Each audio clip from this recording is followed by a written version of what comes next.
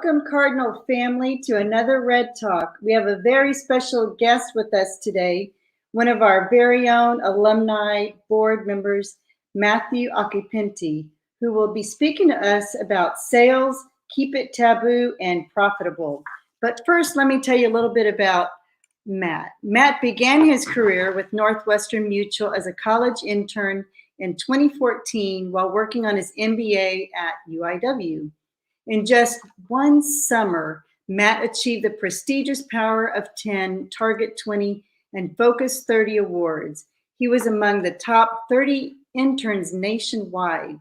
Matt is a forum member at Northwestern Mutual, which is amongst the top 3% of advisors in the country. Upon graduating in 2015, Matt continued to build his financial services practice as a full-time financial advisor. He is licensed in life, health, disability, and long-term care insurance. He holds many more licenses and certifications. Most notably, Matt was named the youngest certified financial planner and accredited estate planner in Texas.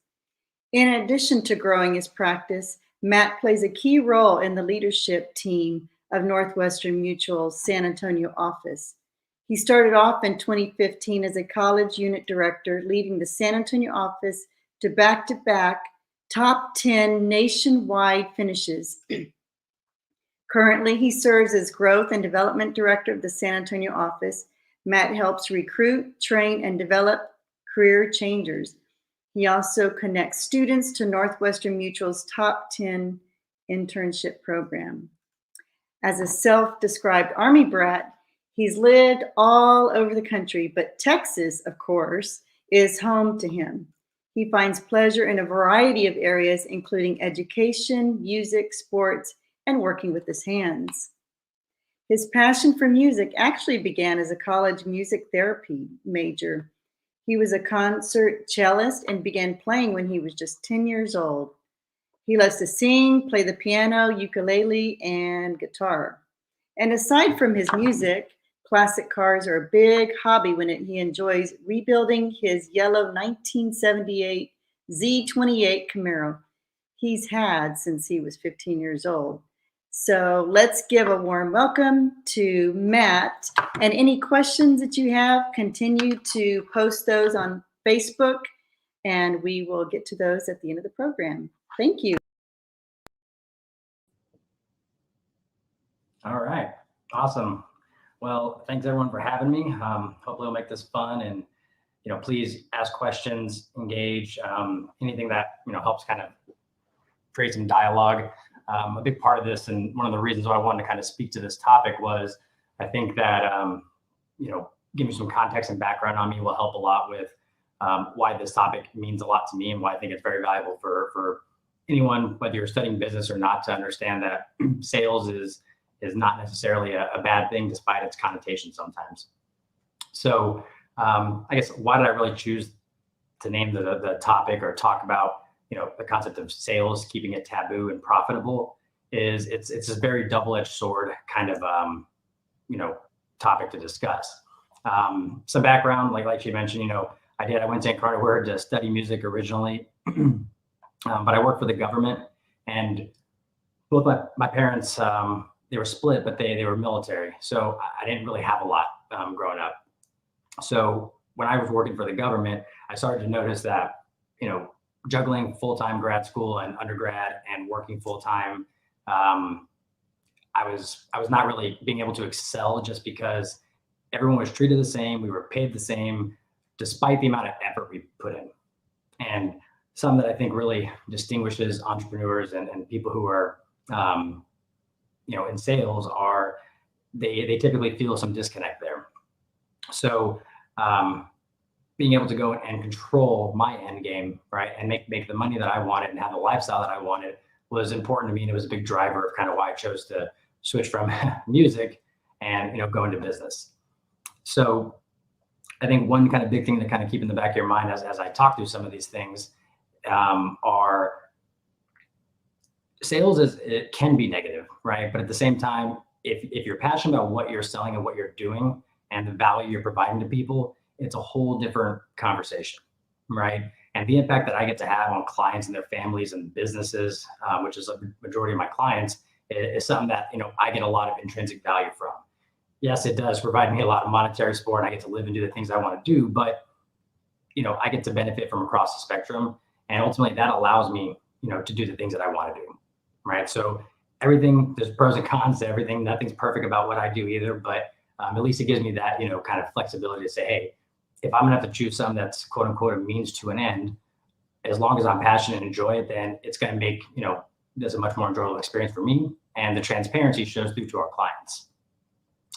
So I think the big goal here is helping people really start to shift their mindset on, well, what is to be in sales, right? But also, how do people perceive things? So one kind of question I always ask people, whether it's bringing recruits into the business, right, who I'm going to coach and develop or not, is, do you see things like variable income, right, as risk or as opportunity? And a lot of times that first question alone, you kind of get to two extremes. If people kind of stop and they pause for a minute, a lot of times I'm kind of get some hesitancy from the get-go.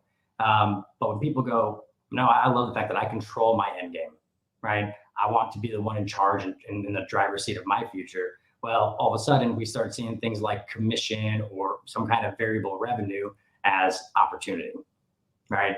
And that's a good thing to kind of sit there and toy with and go, well, where do you fall on this spectrum? So I think if at the end of the day you have really strong work ethic, you're going to find that you're going to want to put yourself in a position to win, right? And for me, the only way that I saw being able to do that was a passion of mine. I mean, finances have always been something I've been interested in. It's obviously took a weird workaround to get here, but it's something that I really had a strong passion for. And I always kind of look back and go, well, what's the difference between people like Elon Musk and anyone else? Like, he's obviously very intelligent, but it has nothing to do with just the fact that he's a smart guy. He worked, if you know anything about his story, right? Him and his one of his partners at the time started this thing, renting out like a garage or storage unit or something like that, and they worked relentless hours. And people think when they interview Elon Musk, that he sounds a little insane, which probably fair, but at the end of the day, he thought about things differently. And I think the more that we challenge people, whether you're in a career that you're not content with, right, or you're still trying to figure out what is it that I'm going to do to build a life and create a future for me and my family. Well, it all comes from perspective, right? Because the only difference between how you and I deal with something is our perspective. So if you see me looking over here, I'm trying to look at notes and stuff so I don't completely fumble. And I have a whole rubric here, but the chances of me sticking to it are like negative 1,000%. So here we go. Some of the main talking points that I have are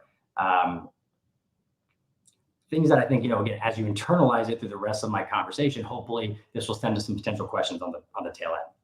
So one, are you willing to put the work in or are you not? It's okay if you don't want to work 80 hours a week. I probably worked, sorry, I'm bouncing my camera around here. I probably worked 80 to 90 hours a week for a good couple of years before I was able to kind of take a step back and relax and run my business more as a business, not as a transaction. So don't, think negatively if sales terrify you and it's just not your cup of tea. That's okay, right? A lot of my clients aren't in sales, right? So kind of keep that in the back of your mind. So don't phase out just because you're not in sales or you don't think that this is something that will attract you, because the mindset shifts whether you have a job at a company and you like it and you're progressing through that corporate kind of side of things or not. It's still valuable to get you to start thinking about things differently.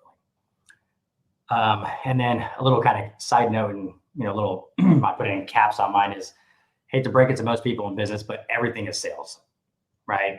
Marketing, right? That's just a different way we call it. Everything is sales, right? If you're a physician and you're running a practice and you built your own business, you're selling. And I think more people, when they start to realize that, you're going to start to find out it's in almost every one of your guys' professions. So don't stray away from it, right? Acknowledge it and realize that, hey, you're selling maybe not a product, but you're selling yourself. You're selling your perception to people, right? So be mindful of that, and really kind of giving you one more perspective on what the opportunity is in sales is, a physician might go to school for a long time and do all these great things, but at the end of the day, when they decide if they do that they want to build their own practice, those people are typically not only are they a highly specialized skill set, like me as a CFP, but they're also running a business. So when you combine these two things, all of a sudden you have a really, really strong economic concept of supply and demand that I'll touch on a little bit later. But some of my physicians that run really successful like practices, cardiothoracic surgeons, things like that, they make incomes that are even in my industry and been in the business for a while. I'm just like, that's insane, right? And they outperform and make more income and can do things that the top CEOs in some of these big Fortune 500 companies can't. And it's because they just applied their thinking a little differently, right? But I think what really stemmed me kind of starting to think this way, because obviously my original game plan was not to go into a financial advising role, right? Was I started to see problems, we'll just say kind of generally speaking around this perception. Things like, and this is obviously I went to UIW, so we're not jabbing them, but there were different perspectives, huge extremes that I saw in the academic space, where it wasn't that it was frowned upon per se, but it was definitely not highlighted as a positive thing. And part of that is, growing up, we're all taught go, get an education and go get a job. And again, to anyone who isn't in sales, like nothing I say is meant to be negative, but we're not really taught to go and be entrepreneurs. Unless you come from that background, most of the time you're going to school to study something, to get a job, to, build a career and build a happy life. And as soon as someone says they want to go into sales, or a lot of my classes that they'd ask, who wants to go in sales? And you'd have like one person raise their hand. And all these things kind of just got gears turning for me, going, man, that seems like there's more opportunity there, right? So I started kind of getting away from risk to, that seems like opportunity. And because of that, I started to, we have this running joke in our industry is that, if you're on a plane, you don't want to talk to someone, you tell them you sell insurance, right? But if you do want to talk to someone, you tell them you're a financial planner, right? And that's that same thing, is just a little tweak even on my end to all of a sudden you open up so many more doors. And when you get on that path, all of a sudden everything you see in life starts to look differently. And this is why people like, Elon Musk can go down 7,000 degrees of separation from maybe what they originally started. And all of a sudden he's creating rockets. Like, probably wasn't on his to-do list originally, but hey, more proud to the guy. But as far as kind of some of the more, meat and potatoes of what I wanted to talk about was really helping people understand what the opportunity is in anything that's sales-based, right? Now, again, I know I said everything is sales-based, but things that are more obviously sales-based, right? Pause. All right. Also, disclaimer, I talk really fast. So hopefully you guys can slow this thing down on a playback and listen, because I've been trying for 29 years to not talk so quickly. So opportunity, right? So if people are business majors here, then hopefully this supply and demand concept kind of makes sense.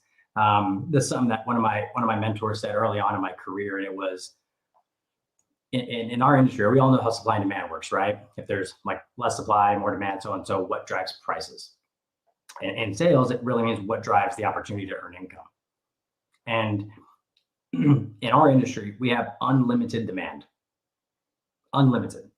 Every person that walks and talks can be a client of mine, right? Now, obviously, there are scaling factors, right? But what it means is there is no shortfall of people who care about their future enough to want to engage with a professional, right? And but on the other side of the supply equation, there's almost no supply, right? You have such extremes in our industry, but we'll say like people who are qualified and competent to talk about a wide variety of financial planning issues, insurance, investments, taxes, things like that. And just to give some perspective on what I mean by this scale, no jab against CPAs. I have one. I have a lot of them. They're all friends and they're great, but there's about plus or minus, depending on which thing you're looking at online, something like 650,000 CPAs in the country. And just this last year, we eclipsed 80,000 CFPs in the country. So not quite perfect math, but somewhere in the realm of like 8, maybe 8 to 1.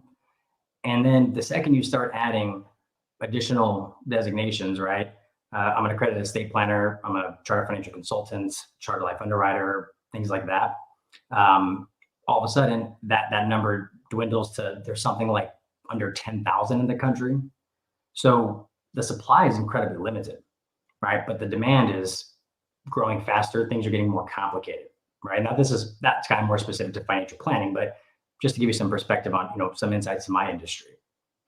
And then of that roughly 90,000, 85,000, whatever CFPs, a huge opportunity for other people, right?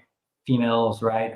People who are not traditional white males, because surprise, surprise, our industry has been dominated by white males for so long. A huge majority of them are white males in their 60s, a lot of them practicing in the academic space, not even in the industry. So all of a sudden, this world just got really small, and that opportunity got 10 times bigger. Now, it's hard, right? Sales, no matter what you do, is hard. In financial planning specifically, we're selling something intangible, right? We're selling a future, a vision, a hope. And that's really hard to put your money on for a lot of people, right? Less than 2% of the United States retire above the poverty line. That's kind of an older statistic, but something tells me it hasn't improved a whole heck of a lot. So again, these are just huge opportunities for what we do. And so I always looked at it, so when I started to realize these backgrounds, and I started to couple that with my perspective, and I said, well, hey, I'm going to put my money on someone. If I was a gambling man, which I am, I want my money on myself, because I know that I'll put the work and energy to build something big. But I also knew that I had to be doing something that I cared about, right? So I thought about real estate, and it's fun. And right now, anyone in real estate, you're probably very, very happy. But at the same time, you're selling a product that someone can put their hands on and they like it. And that's fine, but when I did that, it didn't give me the feeling that I get right now when I have clients call me and basically, thanking me and saying without me, like their life, the way it is right now, doesn't exist. So there's stuff like that you get by being in sales that you just can't get elsewhere. So a lot of college athletes, they're used to being at the top of their game, and they always get this, euphoric feeling of being successful. How do you replicate these things after college, right? And these are the things that I always have people think about, because I want you guys to be aware of what options there are out there. And the taboo concept will come up a little bit later here as I kind of wrap things up. But because of the way people perceive it, there's so much opportunity for everyone else. And I like that. So one thing that I always kind of normally draw this out, like when I'm talking to someone, but obviously it's a little difficult right now, not tech savvy enough for that one. Is to get people to kind of shift from this corporate mindset to an entrepreneurial mindset, right? And I think even growing up with my background in finance with, in a Incarnate Word, I tried to force corporate concepts into entrepreneurship, and it caused problems, right? Things didn't work. They didn't make sense, right? How Microsoft is ran versus how I run my team of 3 full-time employees, and I have like 6 or 7 full-time advisors under me. Whole different universe. Because unfortunately, I'm not a hiring director at a big company. Like when I hire employees, it comes out of Matt Occhipinti's pocket. So I have to think about how I approach things a little differently. But I show people like it's a hierarchy concept. So, if you're thinking of a triangle, so here we go, we're gonna see if this works. Triangle, right? A corporate triangle is gonna be a regular triangle. An entrepreneur triangle is gonna be, well, that's horrible. All right, upside down triangle. We'll go with that one. So and the reason I do that is because if you look at the corporate lifespan, the way people work when they go get a job, if you're in San Antonio, we'll say USAA, right? So if we go and get a job at USAA, and you work your way up to director of this, VP of that, the barriers to entry, right? So you have a large base in a triangle, right? The barriers to entry are very low, right? Like you're going to start your entry level position. And what comes with that is limited responsibility, a lot of flexibility typically, right? You ask for your PTO, likely there's a dozen other people who have your same role. So without one person there's not, a huge impact, right? But lower income. So low responsibility, easier to get into, right? You get a job and now you have your job, your entry level job. And then you work your way up this corporate ladder. Well, as you move up this ladder, right? And people start, and that's why I tell people, and that's why I like she had mentioned in my bio, I work with career changers because I have to help them paint this perspective. As you move up that, a few things start to change. You move up to your mid-level management, or you move up higher to senior management, and then you move up to the C-suite. So responsibility goes way up, right? When things go sideways at companies, the CEO is the one getting fired, not the person maybe the person who made the mistake too, but the CEO is the one who looks bad. And they're managing thousands of people. How can it possibly have been their sole responsibility? So you have more responsibility. Thankfully, you have more income to hopefully justify why you're working so hard. But what you do lose is time. If you ever watch anything, any CEO's documentary, almost every one of them, they are up 4 or 5 in the morning. They are answering emails. They are working nonstop. So you have more responsibility. You have less time, right? Less flexibility. You have higher income, thankfully, but you have more risk, right? If you make an error at your first job, you're not getting canned day one. But if you make an error as a CEO and you say something you shouldn't have, you do something you shouldn't have, right? You simply overlook something. You're the one getting terminated. To me, that seems like a really bad bet. I have to hope that I can get up to that peak. So I remember I mentioned low barriers of entry at the bottom, meaning there's a lot of entry level positions, not a lot of CEOs. So let's say I make it to the CEO. I have the most risk, least time on my hands, right? I have all the responsibility, and I don't know if I said most risk, but with my only real kind of offset being more compensation. And what most people are going to find is compensation money. It's a diminishing value. I promise. You get the things you want. I'm a simple guy. I got a hot tub in my house that I built, and I don't know if I'll ever need anything else. So, but because of all that, to me, that seems like it created a lot of problems, right? And I was like, well, why would I want that on my plate? The income alone isn't worth it to me. So let's flip this mindset. Think about how do I perceive things? How do people in sales perceive things? First thing I always tell people, sales is the only industry that you will make more money than your boss, generally speaking, right? That's kind of interesting and appealing. But everything kind of flips. So if we're looking at something upside down, right, and we say, all right, well, there's a point now at the bottom, meaning the barriers to entry are significantly higher, right? We have about a 10% success rate in the financial planning space from a new advisor making it through their first year, and about 1 in 3 make it through their second. So it's not for everybody. In no sales, there's not a single sales profession that is just easy to go default into. Promise. So high barriers to entry, right? It's harder to start and be successful, right? I have more responsibility for my lifestyle and for my clients when I first start because I have yet to build a team. I hired my first employee about 3 months after I graduated from grad school in 2015. And as you hire more and more people for your practice, you unload responsibility, right? At this point, is just like the moderately attractive face of the group. I have the complex strategies. I do the things that I'm the person that my clients call, and I field everything to my team because I built a team around me.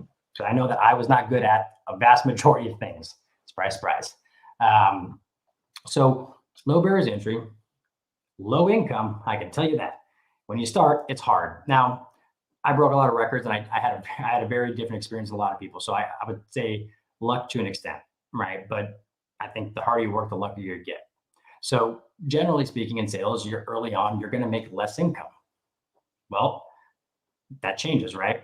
So when you start, we have low income, we have all the responsibility, it's difficult to make it, right? And I have zero time. Like I said, I remember my buddies from grad school, and when they graduated and they got their first jobs and they were going to float the river in the weekends, and they were traveling and doing this and doing that, they just kind of got to the point where Matt's studying, Matt's working, right? You have to have 3 years of practice to be a CFP, and my goal was to have everything done by then because I didn't feel like studying anymore. I studied my whole life, and I was kind of done with it. And then I realized that that never stops either. So, I work like 80 to 90 hours a week, right? And I advise everyone here listening, honestly, don't do what I did, because I put myself to some actual health concern, just being transparent with people. I literally, beat myself into the ground because I held myself to such a high honestly probably unrealistic expectation of what it should have been to be successful in my business, right? Comparing myself to people 20 years in, which makes no sense. So realistic, set an expectation that's achievable. And so I worked a lot. And once I felt, made it through that, thankfully, some perspective, I was like 23. My blood pressure was like 160 over like 105, 110. My doctor's like, you're going to have a stroke, buddy. So like stuff like that. Like that's what I did to myself because I wanted to be successful. And I was also so terrified of basically being poor like I grew up. So I never wanted to be there again. Right. And I don't tell that to sob story or to impress people with anything I've done, simply to say that's why that barrier of entry is exponentially different than had I got a job. Right. So now we start moving up the triangle and it gets bigger. I have less responsibility. Every time I kind of make this incremental tier, I hire another person, right? So on and so forth. I get more designations. So I have less responsibility. I have more time because I have built that team. I have more income, right? And I have less risk. The nice thing about working for myself is the only person that can fire me is me, short of doing something really illegal, which I wouldn't do. So to me, that seems like I was putting myself in control of everything moving forward. So I'm going, well, yeah, it was hard. But, we always tell people in the early years, you're going to be overworked and underpaid. And then, eventually you're going to be overpaid and underworked. And I wouldn't say I'm quite there yet, but I definitely am appreciating things a lot more now at this point in my life. So to me, that's the best way I can visualize this flip from, corporate to entrepreneur. And again, nothing against that route. It just, I knew I would be like probably the worst employee that's ever existed. Because I'd be asking why for everything, and they would just keep saying, Matt, shut up, I'm your boss. And I'm like, damn, fair enough. So on to this kind of wrap up for the taboo concept. It's like I told you, there's a double-edged sword of what we do. And part of my role is to bring people, not only just into my industry, but just bring people to, what I call bring to the light, right? The entrepreneurial side and how to really shift everything and get that perspective there. I speak at a lot of things, and a lot of it is about mindset, because the mind's a powerful thing. It controls so many things. And the only difference between, like I said, how anyone perceives a situation is simply how they react based on how they're thinking. So I'm always caught in this catch-22. I said sales, keep it taboo and profitable, because going back to that supply and demand concept, if everybody had to work with the CFP, if they were mandated by law, which I hope never happens. If they were forced to work with me, one, I'd never know if they actually appreciate what I do. And there goes a lot of my intrinsic value, right? Things that make me feel good and that I know my clients appreciate. If they have to sit with me, that's unfortunate. I want people to be around me and hang out with me for 30 or 40 years because they want to. And I want to be able to hang out with them because I want to. Most of my clients are my closest friends at this point. So, sorry, I fidget a lot. So that's kind of one thing, right? I go, well, I don't want certain things, but I do want other things. I want young people to come to this business and experience the lifestyle that I have, right? I'm 29, right? I have done pretty well. Life's pretty good. I want people to have that. I want them to start that way and go, is this for me? If not, maybe the other route is. Because once you start building and you're there and you're, vice president of who is he what, you have a family and responsibilities. You may not want to put yourself in that position. So it gets harder and harder to make that leap, right? It's a lot easier for me to just shut my doors and go get a very good job versus people making the decision to do the opposite. This is why coaching career changers is so complicated. But to the taboo concept, it has such a negative connotation, right? When people think sales, I think generally speaking, they might default naturally to whatever, selling used cars. And you go, well, yeah, but I don't know if I've ever talked to someone who sold used cars that was beyond passionate about it. And for anyone who does and is, more power to you. I've never met you. But that's not typically what you see versus people who are either real estate or something like I do, or, people who, I have a good friend of mine who does a charitable, fundraising for a big nonprofit here. And that person loves what they do, right? Because that's That's just the intrinsic value they get. So I want it to stay taboo because it keeps it profitable. If we're flooded with everybody under the sun and I start handing out salaries to everybody, that's going to diminish my opportunity, my value, right? I can only make as much as the demand allows. And if there's so much supply and we flood the market with everybody calling themselves an advisor, which is kind of starting to happen, unfortunately, it diminishes my value and it diminishes the amount of income that I can make, right? So that's kind of one piece of it. And then the other one as well, I also struggle because, again, I want more people to be in our industry, right? So how do I give you guys at least the tools and resources to really want to build something and have that mindset and apply it to whatever, even if you go and get a job totally unrelated to anything in sales, but just the fact that you're already thinking about things differently, you'll question things more, right? I always want people to be free thinkers, and I want them to question decisions and choices that people try to make for you, even if it's your boss. Just as a rule of thumb, don't vocalize it usually. So how do we get rid of this negative connotation and get people to realize that this is opportunity? And I get to make my schedule, do what I want, work when I want, work with the people that I want. That's all I care about.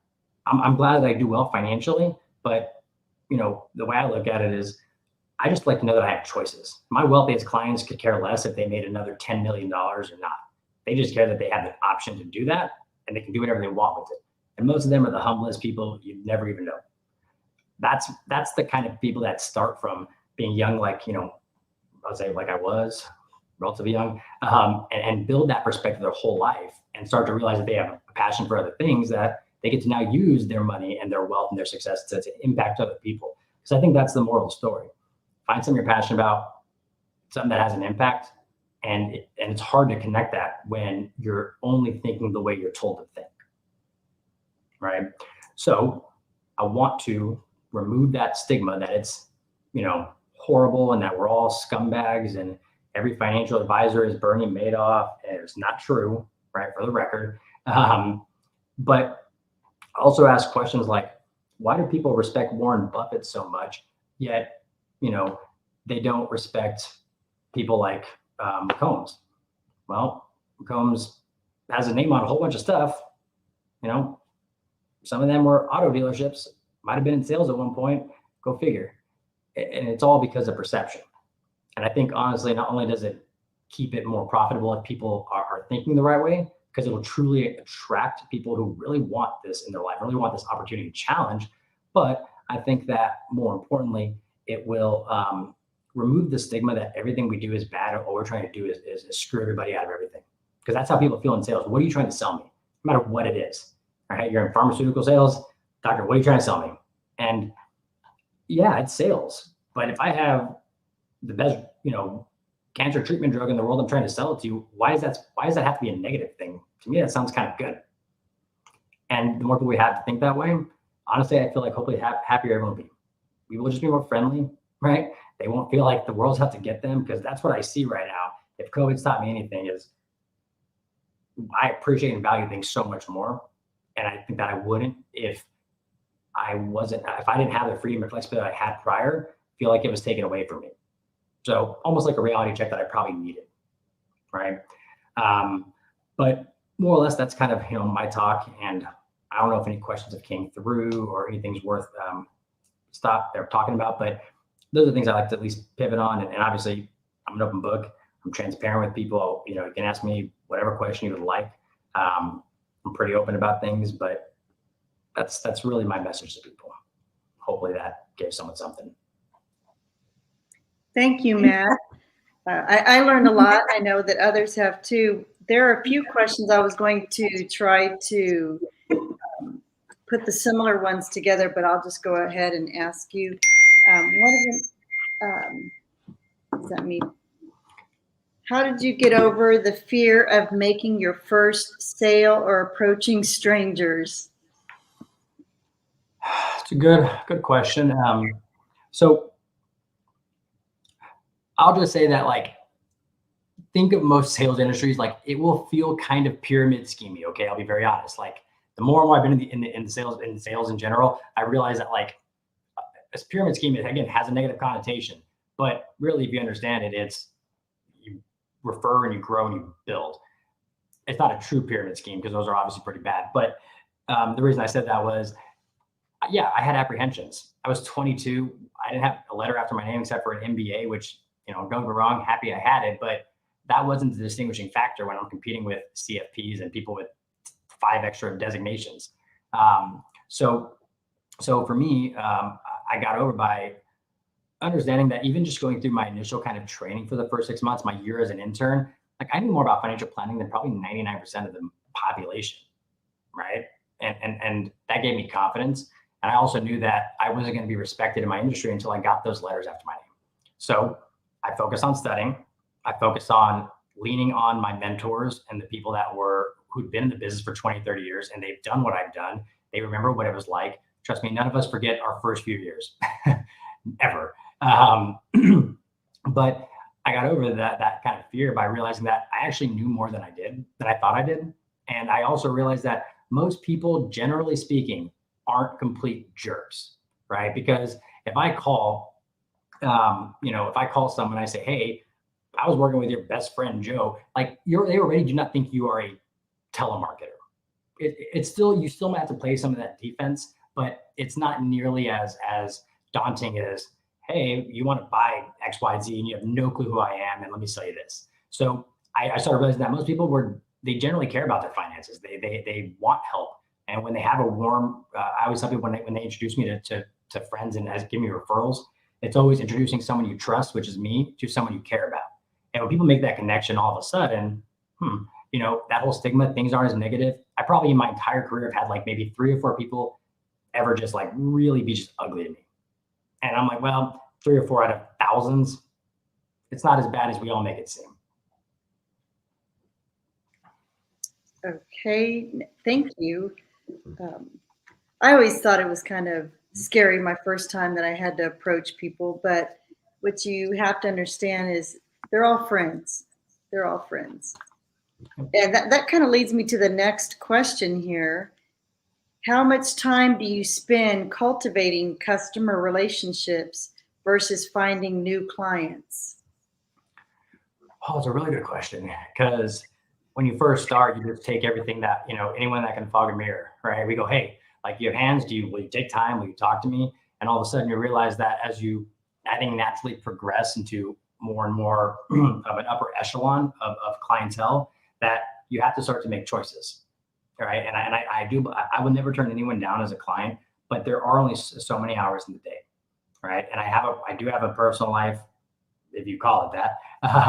It might be small, but I have some friends. And that balance is hard. So you have to be able to make choices and say, hey, look, like I would love to help everyone that is referred to me, and I'd love to constantly try to get new business, but I can't because my clients who have really complicated situations need me.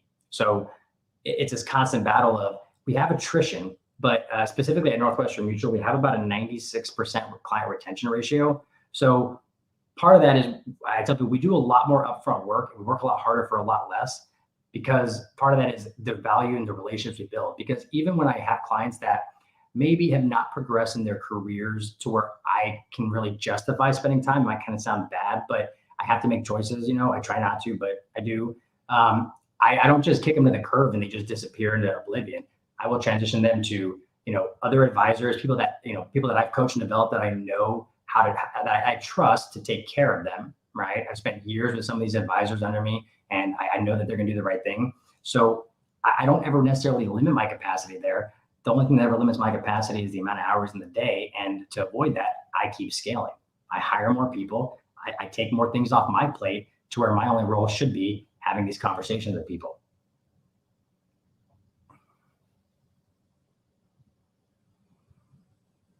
Oh, you're muted. Haven't we heard that all during the pandemic? And I fell right into it, didn't I? This leads me to my last question, especially for someone just coming out of school or just going into sales and marketing. And you alluded a little bit to this, speaking with other clients and referrals, but what's the best way to establish a relationship with a prospect, especially since if you're just starting out in the business? Sure.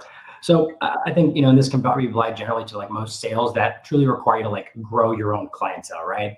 If you're sales and you're in a network and you're like, you're only servicing some like a certain group, that's a little different. But like, let's say something where it's up to you to bring your clients on. So there's two things. Like I said, no one knew me from Adam when I started, right? And but I was authentic.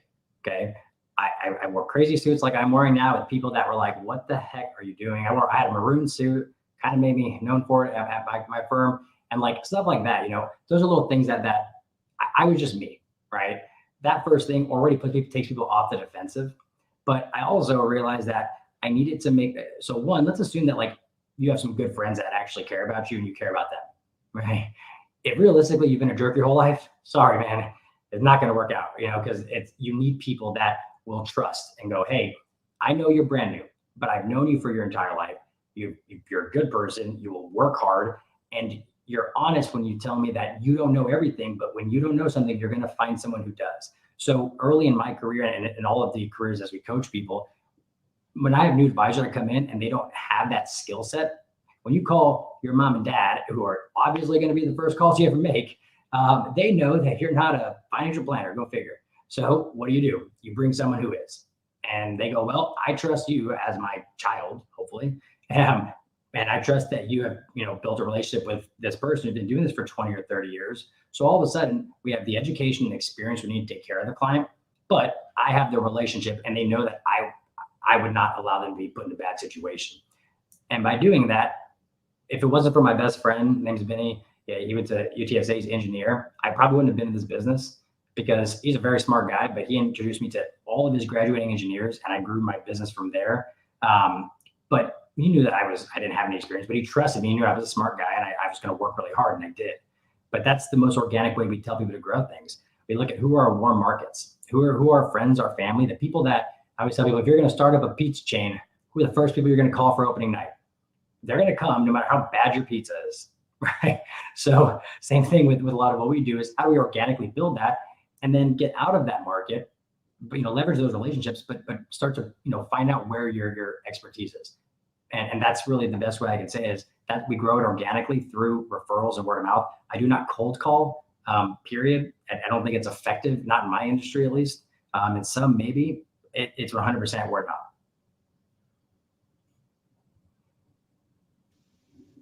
Thank you, Matt. And it looks like that's all the questions that we have at this time.